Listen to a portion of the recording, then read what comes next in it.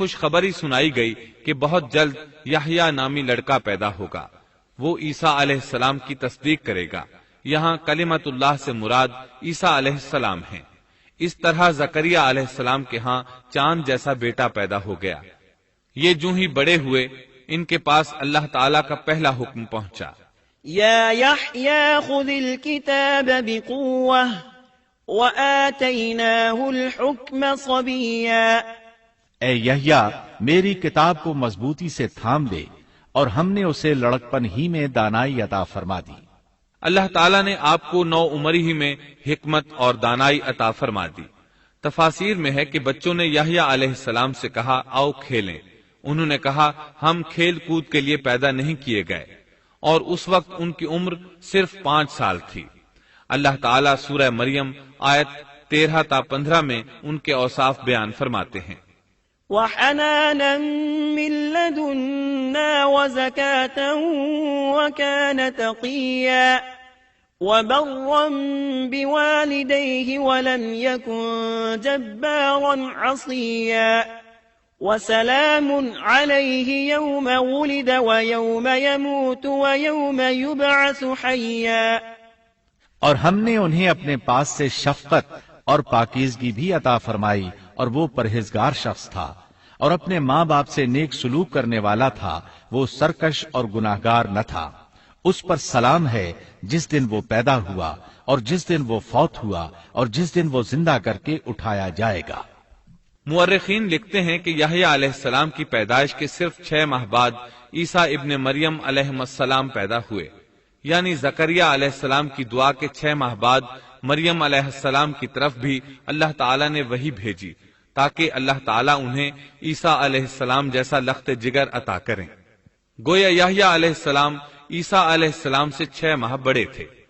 یحییٰ علیہ السلام بڑے ہوئے تو اپنے والد زکریہ علیہ السلام کے ساتھ بنی اسرائیل کو اللہ کی طرف دعوت دینے لگے۔ اس وقت ایک ظالم شخص ان پر حکمران تھا۔ اس نے اپنے بھائی کی بیٹی سے شادی کرنے کا ارادہ کیا، اگرچہ ان کے دین میں یہ حرام تھا۔ اس نے یحییٰ علیہ السلام سے اس شادی کی اجازت طلب کی، اس لیے کہ ان کی نبوت کا اس وقت تک چرچا ہو چکا تھا، اور وہ ان کے درمیان شریعت کے مطابق فیصلے کیا کرتے تھے۔ فتویٰ لینے کے لیے وہ تحفے تحائف کے ساتھ آپ کی خدمت میں آیا۔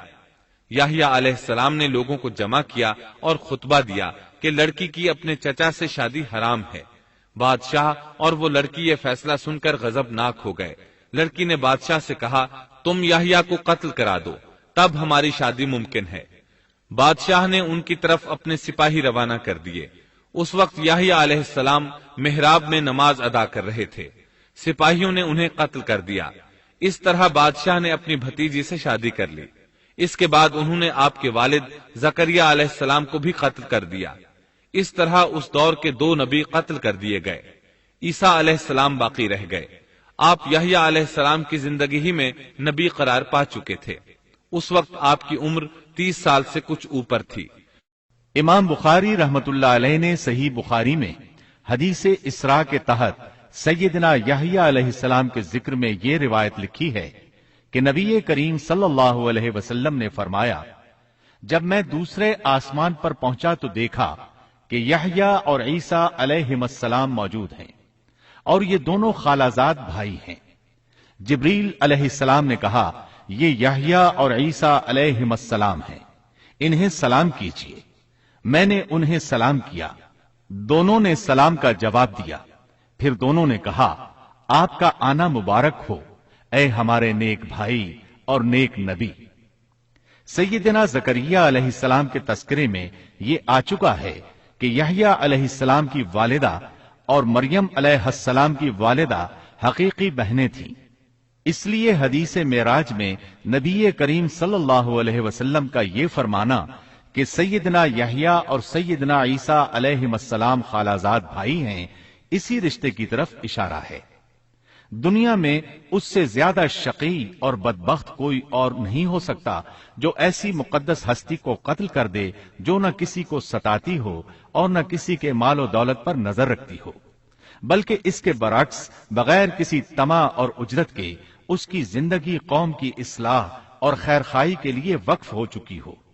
चुनाचे नबी करीम सल्लल्लाहु अलैहि वसल्लम ने इसी बिना पर सैयदना अबू उबैदा रजी अल्लाह अन्हो के इस सवाल पर कि क़यामत में सबसे ज्यादा आजाब का मुस्तहिक कौन होगा, ये फरमाया था, वो शख्स जो किसी नबी को या ऐसे शख्स को कत्ल करे जो भलाई का हुक्म करता हो और बुराई से बाज रखता हो। अक़वाम आलम में सिर्फ यहूदी ही एक ऐसी कौम है जिसने ऐसे पाकीज़ा नफूस को बेतहाशा कत्ल किया। अल्लाह रब्बुल इज्जत सूरह बकरा आयत 61 में फरमाता है, और वो नबियों को नाहक कत्ल करते थे। इंसान को अल्लाह के फजलो करम से किसी भी वक्त और किसी भी हालत में नाउम्मीद नहीं होना चाहिए, मायूसी को पास नहीं आने देना चाहिए। कभी ऐसा भी होता है कि इंसान पूरे खुलूस और पूरी दिल जमाई के साथ दुआएं करता है और मुसलसल करता रहता है, लेकिन इसके बावजूद भी मकसद हासिल नहीं होता। लेकिन इसका यह मतलब हरगिज नहीं कि अल्लाह दुआएं सुन नहीं रहा या कबूल नहीं कर रहा। इस किस्म की मायूसी और ख्यालात को कुफ्र करार दिया गया है। अल्लाह ताला ने गुज़श्ता कौमों के संगीन हालात बयान किए हैं। इन कौमों की जानो माल में ऐसे हादिसात और पै दर पै ऐसी मुसीबतें पेश आईं कि अहले ईमान और उनके नबी पुकार उठे, अल्लाह की मदद कब आएगी। ऐसी सख्त घड़ियां खुशियों का पेश खेमा हुआ करती हैं और मुसीबतों का दौर खत्म हो जाता है।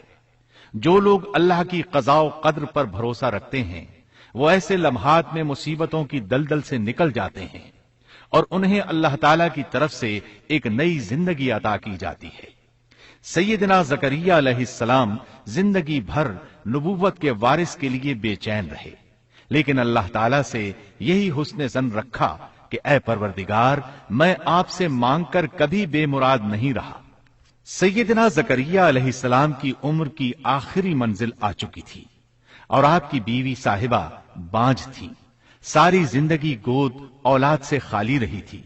लेकिन मरियम अलैहिस्सलाम के हुजरे में करामत का ज़ुहूर देखकर आपका जहन अचानक इस तरफ मुंतकिल हुआ कि जो अल्लाह ताला इस बात पर कादिर है कि जाहिरी असबाब के बगैर हर रोज तरोताजा फल हुजरे में पहुंचा सकता है, वो यकीनन इस पर भी कादिर है कि मेरी इस आखिरी उम्र में मुझे औलाद की नेमत अता कर दे। हकीकत यह है कि दुआ करने वाले की नजर इस आलम असबाब में भी असबाब और वसाइल से कहीं ज्यादा मुसब्बिबुल असबाब पर हो तो वो कबूलियत का दरवाजा फौरन खुल जाता है। सैयदना ज़करिया अलैहिस्सलाम को दूसरे ही लम्हे एक अजीम फर्जंद की बशारत दे दी गई। औलाद की ख्वाहिश एक फितरी ख्वाहिश है और ये ख्वाहिश कनात और ज़ुहद के खिलाफ भी कतन नहीं। कुरान करीम ने अंबिया की जुबान से इस किस्म की दुआएं और पुकार जिक्र करके ये हकीकत वाज़ेह कर दी कि अंबिया और रसूल जो ज़ुहद और कनात के मीनार होते हैं, इस दवाजी जिंदगी से बरी नहीं है। इस्लाम में औलाद की ख्वाहिश को फितरी ख्वाहिश करार दिया गया है। ताहम ये नुक्ता भी जहन में रहना चाहिए कि सैयदना ज़करिया अलैहिस्सलाम सिर्फ औलाद ही नहीं चाहते थे, सालेह औलाद चाहते थे ताकि वो उनके बाद दावत का काम जारी रखे।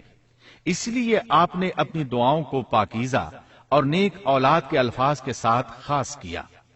सूरह आले इमरान आयत 38 में है, उसी जगह ज़करिया अलैहिस्सलाम ने अपने परवरदिगार से दुआ की, कहा कि ऐ मेरे परवरदिगार, मुझे अपने पास से पाकीज़ा औलाद अता फरमा, बेशक तू दुआ का सुनने वाला है।